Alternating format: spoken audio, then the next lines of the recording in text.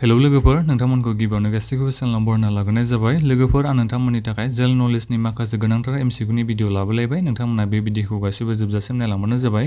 आरो आं बेजों लोगोसेनो जायफोर नोंथांमोना चेनेलाव गोदानै फैनाय नोंथांमोननिसिम आं गुरै खावलायहरो दे नोंथांमोना सिगांनि भिडिअखौ नायाखैबा चेनेलाव थांनानै नायहैबानो जाबाय। आं जेल नलेजनि माखासे भिडिअखौ लाबोखांखाबाय, चेनेलाव थांनानै नोंथांमोना नायहैबानो जाबाय।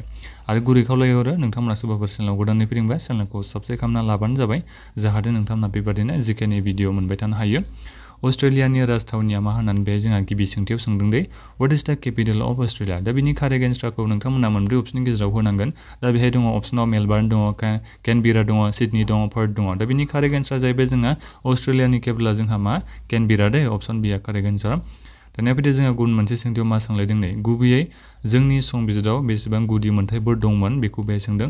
Originally how many fundamental rights had in our constitution. दा बिनि कारेक्ट एन्सारा जाहैबाय अपसन नाम्बार सि 7आ जोंहा बे कारेक्ट एन्सार दे। दानिया फैदो जोंहा गुबुन मोनसे सोंथियाव मा सोंलायदों नै भारतारि संबिजिरनि बबे दफाया दांनो हायैखौ फोजोबदों बेहाय सोंदों जोंहा कुइसनाव which article of the Indian Constitution abolish untouchability। दा बिनि कारेक्ट एन्सारा जाहैबाय जोंहा आर्टिकल 17 अपसन डि आ कारेक्ट एन्सार। दानिया फैदो जोंहा गुबुन मोनसे सोंथियाव धोरोम, फोलेर, हारि, आथोन एबा जोनोम थावनिनि सायाव सोनारनायखौ होबथानाया मोनसे गुदि मोनथाय जायनि सिङाव थाखो रानजायो। दा बेखौ नोंथांमोना बर'आव ट्रान्सलेट खालामनायखौ बुजियाखैबो जानो हागौ। दा बिनि थाखाय नोंथांमोना बे कुइसनखौ इंलिसाव फरायना नायबानो जाबाय। Prohibition of discrimination on grounds of religion, race, caste, sex or place of birth is a fundamental rights classifiable under. दा बेखौ नोंथांमोननि कारेक्ट एन्सारा जाहैबाय राइट टु इक्वालिटिनि सिङाव गोलैयो बियो, अपसन बि आ कारेक्ट एन्सार। दा बिनिफ्राय फैदो आं बेफोरखौ नोंथांमोननिसिम बुजायहरबाय थालादे नोंथांमोना गासैबो बुजिखायो जानांगौ। कुइसन नाम्बार नेक्स्टआव मा सोंदों नै गाहायाव होनायफोरनि गेजेराव बबेया बुहुमनि बयनिख्रुइ देरसिन दिपसा होननानै बेहाय सोंदों which one of the following is the biggest peninsula on the planet। दा बिनि कारेक्ट एन्सारा जाहैबाय जोंहा एरेबिया, अपसन सि आ कारेक्ट एन्सार दे। दानिया फैदो जोंहा गुबुन मोनसे सोंथियाव जाथिंगा गामिया आसामनि बबे जिल्लायाव दं होननानै बेखौ सोंनाय जादों। Jatinga village is located in which district of Assam। दा बिनि कारेक्ट एन्सारखौ नोंथांमोना मोनब्रै अपसननि गेजेराव नायनांगोन, जेरै दिमा हासाव दङ, कासार दङ, करिमगन्ज दङ, कार्बि आलं दङ। दा जोंहा बे जाथिंगा भिलेजआ आसामनि दिमा हासाव डिस्ट्रिक्टआव दङ दे, अपसन ए आ कारेक्ट एन्सार।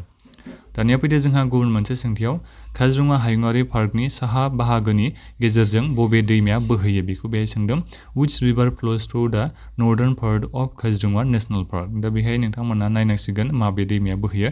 जियाबारालि, जिया दानसारि दङ, बुरै दङ, ब्रह्मपुत्र दङ। दा जोंहा काजिरङानि नर्थार्न पार्टआव ब्रह्मपुत्र रिभारा बोहैयो दे, अपसन डि आ कारेक्ट एन्सार।